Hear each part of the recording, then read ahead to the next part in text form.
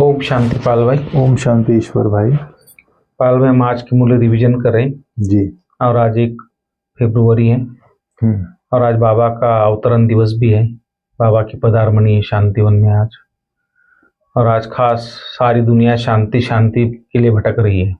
शांति चाहिए कि हर जगह अशांति हो गई है। और पहले हम कई जगह हिल स्टेशनों में जाते थे शांति के लिए, वो भी आजकल भरपूर हो गए, सब जगह भीड़ ही भीड़ है। तो शांति सबको चाहिए, लेकिन बाबा बोलता है तुम आत्माओं का स्वधर्म ही शांति है। तुम्हारा देश शांति धाम है जो आत्मा का निवास स्थान है, और तुम आत्मा शांत स्वरूप हो। तो इसीलिए तुम्हें शांति मांग नहीं सकते तुम लोग। तो बाबा ने हमको शांति का ज्ञान दिया है। शांति स्वधर्म है, आत्मा का स्वरूप शांत है और आत्मा का घर भी शांति धाम है। इतना बाबा ने डिटेल में थोड़ा बताया है। तो इसके ऊपर और भी कुछ बताएंगे आप? ओम शांति ईश्वर भाई। ओम शांति। आज 1 फरवरी 2025 है। आज की मुरली रिवीजन कर रहे हैं। आज बाबा ने हेडिंग में जैसे शांति के लिए बोला, मीठे बच्चे तुम आत्माओं का स्वधर्म शांति है, तुम्हारा देश शांति धाम है, तुम आत्मा शांत स्वरूप हो, इसलिए शांति मांग नहीं सकते हो। तो शांत स्वरूप है हम आत्मा। जैसे हमारा स्वधर्म शांति है। तो कब ये रियलाइज होगा? रियलाइज भी तो होना चाहिए ना। जैसे पहला बात है कि एक ज्ञान के आधार पे समझ लिया आपने, लेकिन रियलाइज भी तो होना। जैसे स्वधर्म है, धर्म अर्थात धारणा से है, धारणा से संबंधित। जैसे कोई व्यक्ति ब्राह्मण आत्मा होता है, ब्राह्मण होता है लौकिक में भी जी, तो दूसरे के घर में जाके खाना नहीं खाएगा, शुद्ध शाकाहारी भोजन करेगा और कथा वाचन करेगा। वो अपने उसका जो धर्म है उसके अनुसार वो चलता है। वैसी प्रकार हमारा धर्म क्या है? आत्मा का स्वधर्म शांति है। हमको सदा शांति के मार्ग पर चलना है, शांति की धारणा के अनुसार चलना है। ये है हमारा स्वधर्म। फिर बाबा ने कहा तुम्हारा रहने का स्थान भी शांति धाम है। तुम आत्मा शांति का स्वरूप हो। हमारा स्वरूप जी ही शांति है, इसलिए तुम शांति मांग नहीं सकते हो। बाबा बोलता है जी, तो हमारा स्वरूप शांति है। जब हम एकांत में शांत स्वरूप कैसे बनेंगे? नहीं, जब एकांत में बैठते हैं कहीं तो फील होता है, शांति का अनुभव होता है। तब लगता है कि मैं आत्मा ओरिजिनल, मेरा संस्कार तो शांति, शांत स्वरूप है। अशांति अच्छी नहीं लगती है। कोई अशांति फैलाता है तो शांति अच्छी लगती है आत्मा को। नहीं, हकीकत में जैसे हमारी राजयोग कोर्स में सुनाते हैं ना, शांति तो तुम्हारे गले का हार है। जैसे एक बार कहानी सुनाते हैं कि रानी जो है नहाने के लिए गई थी और सारा कपड़ा उतारा, बाद में कपड़ा पहना तो सोने का जो हार था वो गले में ही पड़ा था, और उसको लगा कि गले में है नहीं। सारा ढिंढोरा पीटने लगा, कहाँ है हार, कहाँ है यार? देखा तो गले में ही हार पड़ा है। उसी प्रकार शांति हमारा स्वधर्म है, हमारा स्वरूप ही शांति है, लेकिन हम बाहर ढूंढ रहे हैं उसको। जैसे वो मृग के लिए कहा जाता है कस्तूरी, जो उसकी नाभि में कस्तूरी है और खुशबू आती है तो कहाँ से खुशबू आ रहा है, कहाँ से खुशबू आ रहा है, सारा जंगल छान मारता है और प्राण त्याग देता है। वैसे ही हालत आज मनुष्यों की हो गई है। शांति बाहर ढूंढ रहे हैं, लेकिन शांति हमारे अंदर है। लेकिन कैसे है शांति की? बाबा ने युक्ति बताई है। 3 चीजों से शांति मिलती है। पहला शुभ संकल्प, दूसरा शुभ भावना, तीसरा नयनों की भाषा अर्थात आत्मिक दृष्टि हमारी। ये 3 चीजें हैं मुख्य रूप से शांति का रास्ता। तो शुभ संकल्प अर्थात हमारे संकल्प, जैसे अशांति कहाँ से आती है? मन में ही अशांति आती है। मेरा मन बेचैन है, मेरा मन अशांत है। मन में व्यर्थ संकल्प चल रहे हैं तो अशांत है, शुभ संकल्प चल रहा है तो शांत है जी।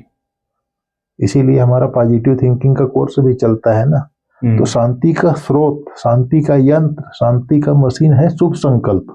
जी शुभ भावना है तो शुभ संकल्प निकलेगा। जी दृष्टि आत्मिक होगी तो ऑटोमेटिक दृष्टि वृत्ति कृति में शांति आ जाएगी।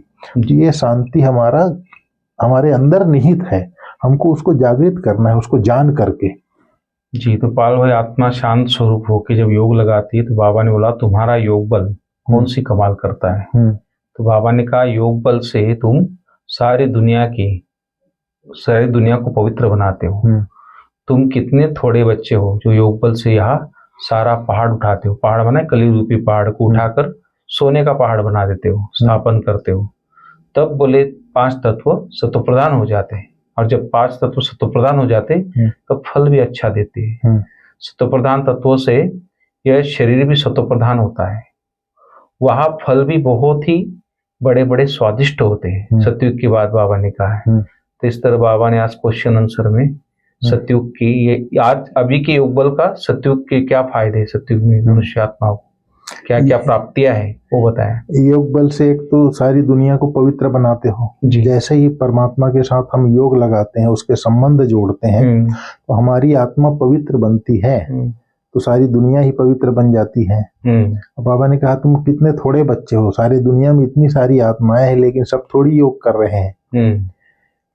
थोड़े बच्चे ही योग लगाने से ये कलयुगी दुनिया है वो सतयुगी दुनिया बन जाती है, अर्थात सोने का पहाड़ बन जाता है। 5 तत्व भी सत्व प्रधान बन जाते हैं। फिर फल भी अच्छा देते हैं। जब सत्व प्रधान प्रकृति हो जाती है तो फल भी अच्छा मिलता है। सत्व प्रधान तत्वों से शरीर भी सत्व प्रधान हो जाता है, सुखदायी हो जाता है जी।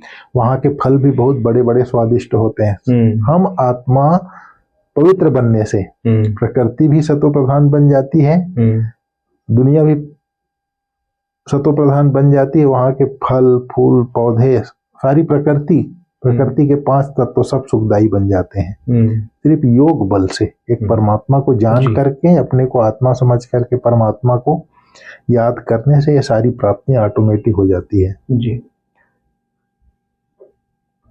और कुछ बीच में बाबा ने बहुत सारी बातें बताई आज तो। हाँ, आज बाबा ने खास एक तो अर्जुन के लिए बोला, अर्जुन के लिए सर्विस के लिए भी बोला। हाँ नहीं, बाबा ने कहा है भगवानुवाच है ना अर्जुन प्रति। अर्जुन को भगवान कहता है तुम अपने जन्मों को नहीं जानते हो, तो एक को क्यों कहता है अर्जुन? उसके लिए आज बाबा ने कहा क्योंकि ये इस एक की गारंटी है कि पहला कृष्ण बनना ही है। सेकंड थर्ड फोर्थ 5 6 7 8 कौन बनेगा ये पता नहीं है, लेकिन इसकी गारंटी है। इसलिए बाबा बोला इसको अर्जुन कहा जाता है। इसको राधे कृष्ण इसके बनने की गारंटी है, तो इनको ही कहते हैं हे अर्जुन। यह बाप भी जानते हैं, बच्चे भी जानते हैं, यह तो सब बच्चे हैं। सब तो 84 जन्म लेने वाले नहीं है, कोई बीच में आएंगे कोई अंत में आएंगे। इनकी सर्टेन है अर्थात निश्चित है। इनको कहते हैं हे बच्चे, तो यह अर्जुन हुआ ना, रथ पर बैठा है ना। बच्चे खुद भी समझ सकते हैं यह जन्म कैसे लेंगे, सर्विस ही नहीं करते हैं तो सतयुग नई दुनिया में पहले कैसे आएंगे। मैं इनके लिए ही कहता हूँ क्योंकि इनकी निश्चित है। तुम भी समझ सकते हो, मम्मा बाबा 84 जन्म लेते हैं, कुमार का है, दादी प्रकाश मणि, जनक है, ऐसे ऐसे महारथी जो है वह 84 जन्म लेते हैं। जो सर्विस नहीं करते हैं वो जरूर कुछ जन्म बाद में आएंगे। फिर बाबा ने अश्वमेध यज्ञ बोलता है, तो अश्व घोड़े को कहा जाता है, रथ को भी घोड़ा कहा जाता है। बाकी यह जो दिखाते हैं दक्ष प्रजापिता ने यज्ञ रचा, उसमें घोड़े को हवन किया, यह सब बातें है नहीं। न दक्ष प्रजापिता है न कोई यज्ञ रचा है। फिर बाबा ने कहा है अभी तुम बच्चों को देही अभिमानी बहुत बनना है, यही मेहनत है। बाप को याद करने से ही विकर्म विनाश होंगे। खास याद करना होता है, ऐसे नहीं कि मैं शिव बाबा का बच्चा हूँ फिर क्यों याद करें। याद करना है अपने को स्टूडेंट समझकर। हम आत्माओं को शिव बाबा पढ़ा रहे हैं, शिव बाबा ही टीचर है जो सृष्टि के आदि मध्य अंत का राज सुनाते हैं जी। हर एक बच्चे को अपने दिल से पूछना है कि कितना समय बाप की याद ठहरती है। जास्ती टाइम तो बाहर मुक्ता में ही जाता है। बाबा ने कहा यह याद ही मुख्य है, इस भारत के योग की ही बहुत महिमा है। इसलिए बाबा ने पाल भाई खास आज बोला है अचल अडोल स्थायी निर्लोभी निर्मोही निर्विकारी ऐसी अवस्था बनानी, कर्मातीत बनने के लिए। कर्मातीत के लिए। परंतु योग कौन सिखलाते हैं ये पता ही नहीं है। शिव है, बाबा ने आज कहा श्री कृष्ण को याद करते हैं गोया 5 तत्वों को याद किया, मिट्टी को याद किया। शिव बाबा तो अशरीरी है, इसलिए कहते हैं अशरीरी बनो और मुझ बाप को याद करो। कृष्ण को याद करना माना मिट्टी को याद करना, बाबा बोलता है। फिर बाबा ने कहा सीढ़ी के 84 के सीढ़ी के राज को कोई समझा ना सके सिवाय निराकार बाप के। उसका असली नाम शिव है। यहाँ तो मनुष्यों ने अथाह नाम रख दिए हैं, जैसे बबुलनाथ कहते हैं। बबुलनाथ इसलिए नाम पड़ा है, बाबा बोलता है कि कांटों को फूल बनाने वाला है। फिर बाबा ने कहा आजकल फीमेल का बहुत मान है, क्योंकि बाप आए हैं। तुम शिव शक्ति सेना हो, तुम ही शिव बाबा को जानते हो। सच तो एक ही शिव बाबा है, गाया भी जाता है सच की बेड़ी हिले डुले डूबे नहीं। सच की बेड़ी हिलती है डुलती है डूबती नहीं है।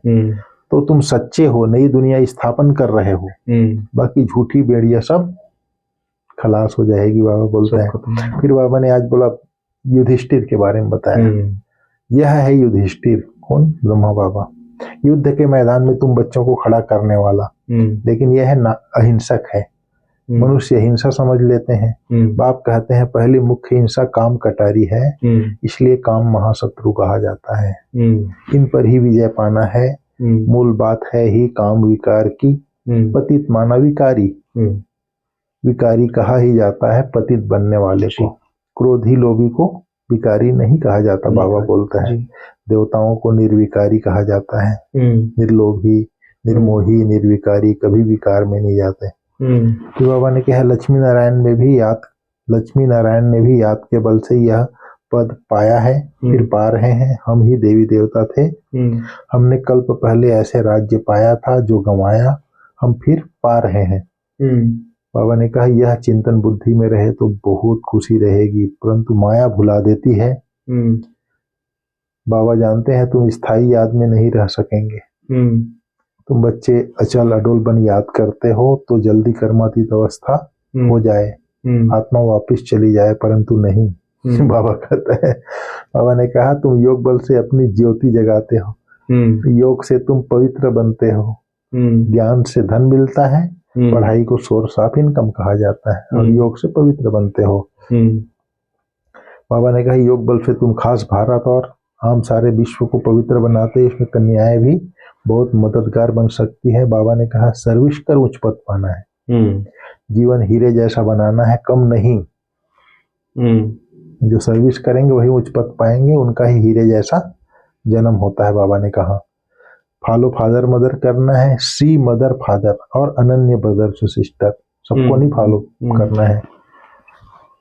फिर बाबा ने कहा तुम प्रदर्शनी में भी समझा सकते हो, तुम्हारे 2 बाप है, एक लौकिक एक पारलौकिक, तो बड़ा तो जरूर पारलौकिक बाप ही होगा। फिर बाबा ने कहा तुम विश्व के मालिक बनते हो इस पढ़ाई से, उस पढ़ाई से क्या मिलेगा? यहाँ तो तुम हीरे जैसा बनते हो 21 जन्म के लिए, उस पढ़ाई में रात दिन का फर्क है। यहाँ तो बाप टीचर गुरु एक ही है, तो बाप का वर्षा टीचर का वर्षा और गुरु का वर्षा सब मिलता है। अब बाप कहते हैं देह सहित सबको भूलना है, आप मुए मर गई दुनिया जी, बाकी किसको याद नहीं करना है, अब घर जाना है जी। फिर यहाँ आकर पार्ट बजाना है। यह बुद्धि में रहे तो बहुत खुशी रहेगी। बच्चों को देह भान छोड़ देना चाहिए। फिर बाबा ने कहा हम युगल बनकर सन्यासियों को दिखाएंगे कि हम कभी विकार में नहीं जाते, ज्ञान तलवार बीच में है, और बाप का फरमान है पवित्र रहना है। फिर बाबा ने रमेश उषा का उदाहरण दिया, ये कभी विकार में नहीं गए। उनको डर है कि पतित बने तो 21 जन्मों की राजाई खत्म हो जाएगी, दिवाला मार देंगे तो उच्च पद नहीं मिलेगा। पवित्र रहने से ऊंचा पद मिलता है। एक जन्म के लिए पवित्र बनना है। योग बल से कर्म इंद्रिया में कंट्रोल आ जाती है। योग बल से तुम सारी दुनिया को पवित्र बनाते हो। तुम कितने थोड़े बच्चे योग बल से सतयुगी कलयुगी पहाड़ को उठाए सतयुगी पहाड़ बना देते हो। बाबा बोलता है गोवर्धन पर्वत का परिक्रमा देते हैं दुनिया में। फिर बाबा ने कहा नाम ही है स्वर्ग, तो अपने को आत्मा समझ बाप को याद करने से विकार से छूटेंगे। देह अभिमान आने से विकार की चेष्टा होती है। योगी कभी विकार में नहीं जाएंगे, कहता है बाबा। ज्ञान बल तो है, परंतु योगी नहीं होगा तो गिर पड़ेगा। ज्ञान बल भले है, लेकिन योगी नहीं होगा तो विकार में गिर पड़ेगा, बाबा बोलता है। जैसे पूछा जाता है, बाबा ने कहा पुरुषार्थ बड़ा या प्रारब्ध, तो कहते हैं पुरुषार्थ बड़ा। वैसे यहाँ कहेंगे योग बढ़ा। योग से ही पतित से पावन बनते हैं। जब तुम बच्चे, अब तुम बच्चे तो कहेंगे हम बेहद के बाप से पढ़ेंगे, मनुष्य से पढ़ने से क्या मिलेगा जी। अब बाप कहते हैं हम तुमको राजयोग सिखलाते हैं, यह एम ऑब्जेक्ट है। कौन सा? लक्ष्मी नारायण जी। पुरुषार्थ करके उच्च बनना है, राजधानी बन रही है। लक्ष्मी नारायण ने कैसे प्रारब्ध पाई, इस प्रारब्ध को जान गए तो बाकी और क्या चाहिए, बाबा कहता है। तो बच्चों को सर्विस का उमंग होना चाहिए। जब तक कोई को रास्ता नहीं बताया है, खाना नहीं खाएंगे, इतना उमंग उल्लास हो तब उच्च पद पा सकते हैं। बिल्कुल। तो इस तरह से बाबा ने आज मुरली में ये बहुत सारी बातें सुनाई। वही पाल भाई, मुख्य बात यही थी आज धारणा में कि अचल अडुल रहना है, निर्मोही बनना है, निर्विकारी बनना है, और अपना पोता मेल भी रखना, माना जांच भी करनी है अपनी, बाप समान बनना है तो माता पिता को फॉलो करना है जैसा बनने के लिए, कर्मातीत अवस्था बनानी है तो देह से सबको भूलना है। यही सब बातें आज की मुख्य मुरली में थी। सर्विस के लिए भी थी, धारणा के लिए भी थी, सत्युग की बातें भी थी। तो ये सब बातें मिलकर आज मुख्य बातें थी। तो आज वरदान क्या था पालो? आज बाबा ने कहा तड़पती हुई आत्माओं को एक सेकंड में गति सदगति देने वाले मास्टर दाता भाव। जी। तो बाबा ने अपना यज्ञ का उदाहरण दिया। जैसे स्थूल सीजन, बाबा का सीजन चलता है, जैसे स्थूल सीजन का इंतजाम करते हो, सेवाधारी सामग्री सब तैयार करते हो जिससे किसी को कोई तकलीफ ना हो, समय व्यर्थ न जाए, ऐसे ही अब सर्व आत्माओं की गति सदगति करने की अंतिम सीजन आने वाली है। अच्छा। तड़पती हुई आत्माओं को क्यू में खड़ा करने का कष्ट नहीं देना है, आते जाएं और लेते जाएं। इतना पावरफुल बन के रहना है कि जैसे सामग्री आपके पास इकट्ठा रहता है। जी। इतने लोग आते हैं 20,000 घर में, सबके लिए इकट्ठा करके रखते हैं, अनाज दाल चावल सब्जी जो भी जरूरत की चीजें, प्रबंध मिलता है। उसी प्रकार आत्मा में इतनी गति सदगति देने का, नजर से निहाल करो और उसको गति, ज्ञान भी हो जाए, उसको योग भी हो जाए, नजर से निहाल हो जाए। बिल्कुल। तो बाबा ने कहा ऐसे ही सर्व आत्माओं की गति सदगति करने की अंतिम सीजन आने वाली है। तड़पती हुई आत्माओं को क्यू में खड़ा करने का कष्ट नहीं देना है, आते जाएं और लेते जाएं। तो आते जाएं और लेते जाएं कैसे होगा? आपके पास होगा तब न देंगे, स्टॉक होगा तभी दे सकते। हाँ, इसके लिए एवर रेडी बनो। पुरुषार्थी जीवन में रहने से ऊपर अब दातापन की स्थिति में रहो। पुरुषार्थी जीवन में रहने से ऊपर अब दातापन की स्थिति में रहो। हर संकल्प, हर सेकंड में मास्टर दाता बन करके देते चलो। संकल्प शुभ भावना हो, सबका भला हो, सबके प्रति शुभ भावना, शुभ कामना हो। संकल्प में हर सेकंड मास्टर दाता बन करके देते चलो। ये है तड़पती हुई आत्माओं को गति सदगति देना। जी। फिर आज स्लोगन में बाबा ने कहा हजूर को बुद्धि में हाजिर रखो तो सर्व प्राप्तियां जी हजूर करेगी। हुजूर बुद्धि में, दिल में बैठा हुआ हो। जी। हुजूर बुद्धि में, बुद्धि रूपी दिल में बैठा हुआ तो सर्व प्राप्तियां ऑटोमेटिक हाजिर हो जाएंगी। सन्यासी लोग भगवान भगवान करते रहते हैं, सर्व प्राप्ति ऑटोमेटिक हो जाती है। बिल्कुल। हमारा तो प्रैक्टिकल है। ठीक है भाई साहब जी। ओम शांति। Thank you.